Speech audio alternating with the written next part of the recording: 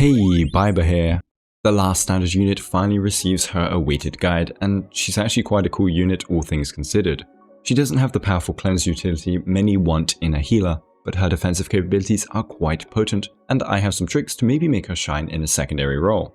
Let me know in the comments if you still use your Bailu. I'll be discussing her kit briefly and explaining a few details, but then I'll go straight onto Eidolon review to see if those extra standard copies are any good. I'll then discuss her best icons, one favorite which may surprise you, as well as best relic options for 3 different playstyles, and an endgame stat goal. I'll finish with some synergies and team comps, even though she can kinda go anywhere. Like and sub if you're cool, and if you enjoy this guide and want to catch the next one. Anyway, let's begin. Bailu is a standard 5-star lightning unit, following the abundance path, a dedicated path for healers, though they also provide utility. At level 80, she has a rightfully high base HP of 1319, a weirdly good base attack at 562, higher than Dan Heng and Eidolon, and a base defense of 485. She has a low base speed at 98, but a very low energy cost at 100. She also won't be hit as much as the tankier paths as an abundance unit. So what makes her kit stand out from other healers? Let's check out her abilities and see. Her basic diagnostic kick doesn't do anything meaningful for us, but she will be using it a lot to generate skill points for the squad. Her skill, however, Singing Among Clouds, is her first form of healing. She will heal an ally for a large chunk, similar to every other healer, but then this heal will bounce twice onto a random ally. The healing is 15% weaker for the first bounce, and the second bounce is another 15% weaker on top. This bounce is truly random, so it can end up hitting the same ally or even a full HP ally. It is nice that the primary heal is so chunky, but the bounces are RNG and can screw you over sometimes on large HP allies, whereas other healers have healing over time baked into their kit.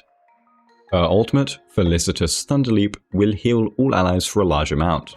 At an energy cost of 100, you'll be getting this up quite frequently, which is nice.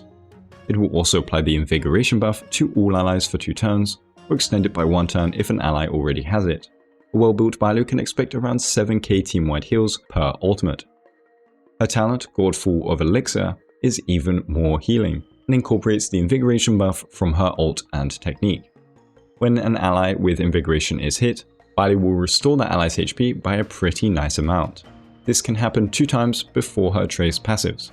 This is a nice amount of emergency healing, and the stacks are separate for each ally, meaning all allies can get hit and subsequently healed. The second part of her talent also lets her revive an ally if they get knocked down once per battle. This can come clutch in some situations and cleanses all debuffs on said ally, as well as avoiding a loss of a star in Memory of Chaos. It won't activate though if she's crowd controlled. Finally, her technique, Saunter in the Rain, will grant all allies Invigoration for 2 turns at the start of the next battle. This helps avoid super fast enemies deleting your team before Bailu's turn.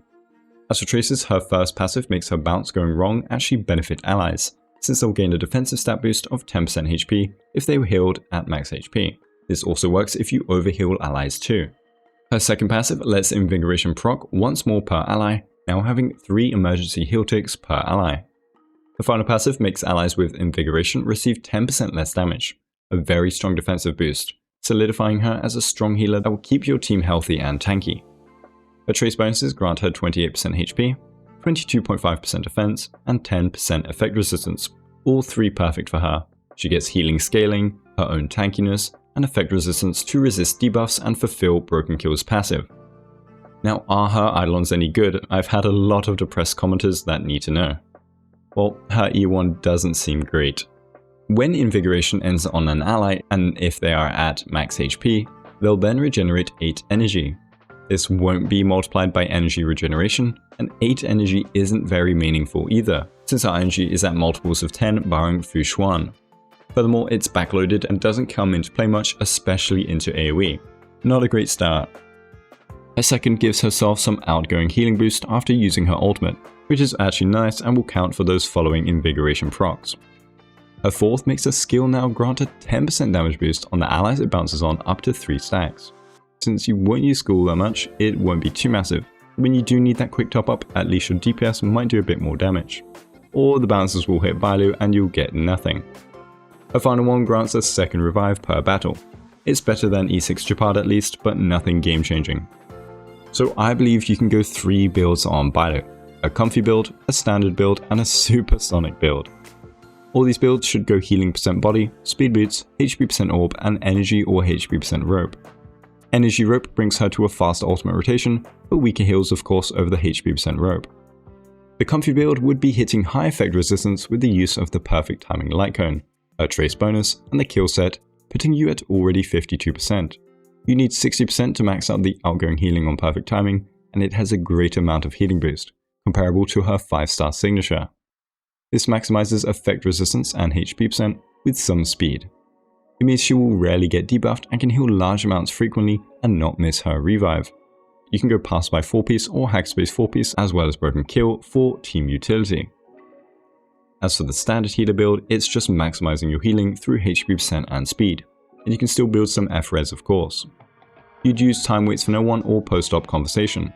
At S4 plus post-op with 1 whack, you can even run a HP% rope for great rotations with high healing. For maximum healing, you'd run 2-piece pass-by with 2-piece longevous or hackerspace.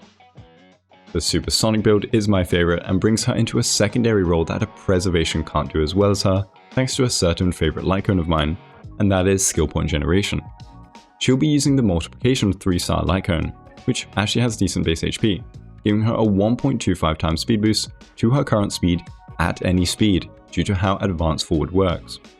She normally needs to consume 10,000 gauge to take a turn, but with this cone, you will only need to consume 8,000 after a basic attack, meaning if she is at 161 speed and basic attacks, she acts as if she was at 201 speed and will act twice every single cycle. Since Bailu is for that raw healing and doesn't need a skill unless the allies are really low, unlike Nat who have cleansers or buffs, Bailu can fully abuse this light cone just like Luocha can. You would go 4 hackerspace or 2 hacker 2 pass-by.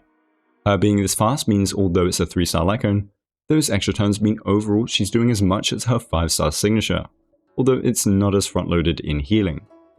So to summarize, time waits, perfect timing, and post-op are all great for healing, and a multiplication is great for skill point generation. Passerby, hackerspace, as well as the longevous 2-piece are all options for Bailu. You don't want to go HP% body of course, and kill or flee both work depending on what you want for the team. Heals and team attack %, or Bailu effect resistance on top of team crit damage. Now let's discuss her pros and cons. For pros, we have defensive power. She has 10% damage reduction, as well as emergency heals 3 times per ally per ultimate. It does have a 2-turn duration, but that's enough to get some value out of it. She also has a max HP% increase on top, and this is why I call her a defensive healer. We also have pure healing power. She has high base HP, high healing multipliers, and lots of it. She can heal 3 times per skill use, which is pretty big. We then have the revive, which means if you do have a weak investment team or just get unlucky, then Bailu can save you once a battle. The emergency heals are their own pro too, having more emergency power than someone like Luocha in those 2 invigoration turns. Even if it's weaker in heals, it can happen more than once and on multiple allies. As for cons, we have the RNG bounces. I said the skill is a pro, but I still have to mark the fact that if you want to top up one ally a lot, you could get unlucky and have the bounces go elsewhere. Her first instance of healing is still strong, but Natasha and Lynx have consistent healing over time to help out on that one ally. We also have no cleanse. Yes, everyone says this, but it's still a con.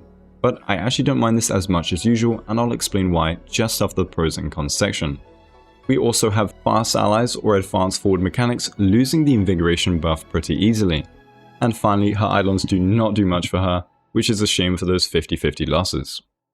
So let's talk about Bailu a bit, and why she lost some value. Bailu was extremely nice to have in 1.0 due to us only having her and Natasha as healers. We had Jeppy too as a sustain if you didn't get Bailu. I had neither of them, so I had to run Fire MC and March together at the time. However, her value was obviously going to drop since we had knowledge of Luocha as well as Fu Xuan, who are 2 a limited solo sustain. So we had to abuse her power until maybe we pulled for one of those 2. Not only that, Lynx came out with Fu Xuan as a 4-star healer with great utility, great Eidolons, and a very comfy playstyle. We now had 2 4-star healers players could build, so Bailu didn't see much use. However, just like Jeppy can't cleanse and is vulnerable to DOTs, and just like Fu Xuan can be too, even though she has some debuff blocking power, Bailu is the same, except she can heal through it pretty decently. Just like you won't usually bring Japard into an enemy with tons of debuffs, you can just do the same with Bailu. You won't usually bring Luocha into an enemy that can one-shot squishies, so why not bring little Bailu along if you don't have Fu Xuan, for example? She gives HP % boosts and damage reduction as a sort of weaker abundance variation of Fu Xuan. You don't always need that cleanse, like you don't always need the high healing of Luocha. If we compare the healing power of Natasha, Bailu and Lynx, Bailu's is of course far superior. Inside the turn, Natasha is at about 80% of Bailu's power, Lynx at 68%. If we consider out of turn heals, Bailu comes out way ahead of Natasha and comes out ahead over Lynx when considering 8 out of 12 possible invigoration procs. Lynx E1 does help out in her favor, and Natasha's healing, including E1 and E2, can get chunkier if your allies are below 30% HP, but that is a pretty risky place to cross. You also got to remember this is considering healing over time over 3 whole turns of Lynx and Natasha, rather than the invigoration, which is just being hit by enemies during 2 turns of duration. Of course, you could just get hit by no one, but we can't compare that very well. You're also comparing on ally turn healing versus on enemy hit healing, the latter being much stronger for emergencies. Bailu can heal back from an enemy attack, but if the ally with Lynx doesn't take a turn soon enough to use that healing over time, the enemies may just kill them. Bailu has much better front-loaded healing, as well as safer and stronger emergency heals. She truly is a defensive healer that will make your team survive, even if she won't provide aggro or cleanses like the other abundance units. Of course, if we add Luocha, it becomes a bit unfair, but that is Luocha after all, a 5-star limited abundance. He has okay on-turn healing, but out-of-turn healing goes insane due to allies hitting the enemies, and it is only counting 3.5 ally actions rather than the possible 7 from 2 turns of field uptime. I do still think new players should be building Lynx, she is awesome, but if you're new and have Bailu and Lynx, I think you'll be able to do just fine with building both. Premier solo sustains aren't needed for Memory of Chaos 10 with enough investment, so then you can go and pull for those awesome designs instead. Huo Huo looks to be a very strong solo sustain coming in 1.5, albeit with the worst 4-star banner I have ever seen. And she also offers great emergency healing, cleansing, and energy and attack % buffs as a more offensive version of Bailu. So if you do want another small healer that is also from the Luo Fu, then go ahead, but Bailu can solo sustain just fine in endgame content. For rotations, she is quite simple, but there are some changes you can do depending on what you prefer for your Bailu. With no energy rope, you have a 5-turn 5 basic rotation, or a 4-turn one with 2 skills included, but ideally you're not using your skill that much. With energy rope, you only need 4 basics to get your ult back, allowing for a fast rotation whilst keeping that skill point generation up. A final option is to run a Von Whack and post-op conversation at S4 or higher, equaling the same energy amount as an energy rope, meaning you can run that 4 basic rotation but with a HP % rope for very high and consistent heals.